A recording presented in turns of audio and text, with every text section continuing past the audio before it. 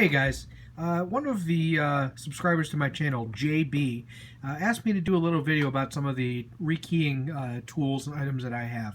Now, I'm not a professional locksmith, but I have purchased a lot of the items that professionals use. The right tools make any job easier. So I'm going to start with my pinning mat. This is a Sparrows mat that I've had for a while. As you can see, it's been well used and it's worth the investment. You can work on 5 different locks at once. You can keep everything organized. It's really nice. This tray is what I've been using lately. It's nice because you can take it anywhere with you. They stack if you have multiple trays. And you can also fit the plug in there when you take it out of the lock. It's got spots for 7 pins, top, bottom, spring, and this tray for little parts. Also have some of these plug holders. You can put these in a vise. I've got quite a few different ones here for different size locks. Corbin, Sargent. These are actually just modified out of old cylinders. I did these at my old job. This one will mount flat on the bench. Cylinder cap removal tool for Schlage. This is great. You can also use a little. This is a small Allen wrench, but to remove the cap right there, that little pin, you need something to depress that.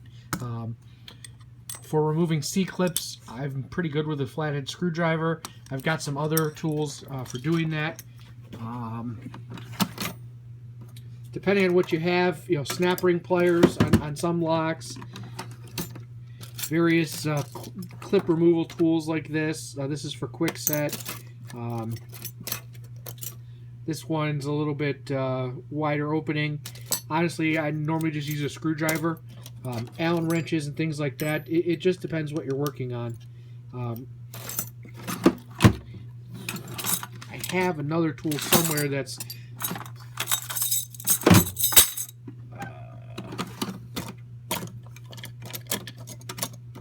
hang on one second. Thought it was under here. Oh, this for removing clips on like a Sargent knob and that sort of thing. I don't know. Like I said, I've bought a lot of tools that I don't use, but I also turn broken picks into little extractors and things. I've got a lot of plug followers, as you can see here, along with a lot of tweezers. Most of the stuff I work on, I use this Kedex follower. I liked it so much that I had a couple copies made. One of the machinists at my old job made me a few more. This is a new one that Kedex makes. The ball bearings hold it in place so you can drop the top pins in. This is a similar one that ProLock makes. Got a Wiser cap removal tool, some other tweezers, long follower for, I guess, if you're working on 2 or 3 locks.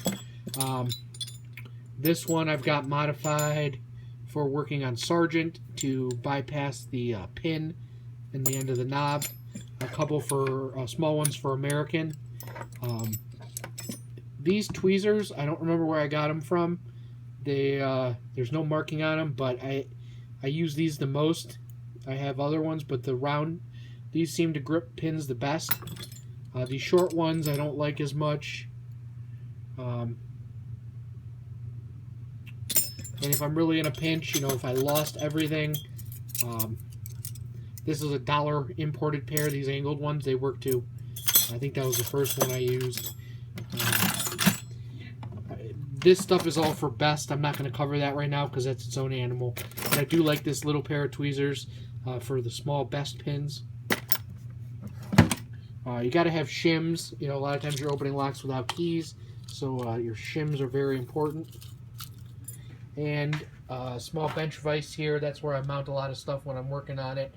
But pretty much, patience. When you're taking apart the lock and gutting it, it's okay if you drop the pins. I don't work on Euro locks, so I don't have any of the gear for that. But taking apart one of these, I can put it back together very quickly. If I knew where my tripod was, I could show you. This one's going out to Will, Status 6 in Texas. But basically, these are some of the tools I use the most. Any flathead screwdriver will do. You're gonna poke yourself. You're gonna get cut, taking clips off. It happens. The shims are sharp. Just be careful. Take your time. And if you do it methodically, even a piece of cardboard, something to just sort the pins out into, so you don't lose everything. The tray that I started with actually is not made anymore. It's a magnetic tray from HL Flake, and now I use it to hold my Allen wrenches. But you can see there, that's got slots too for pins there, and like I said, I just use the bottom now to hold Allen wrenches. That's really it. Thanks for watching, and I hope this helps. Check out keypicking.com.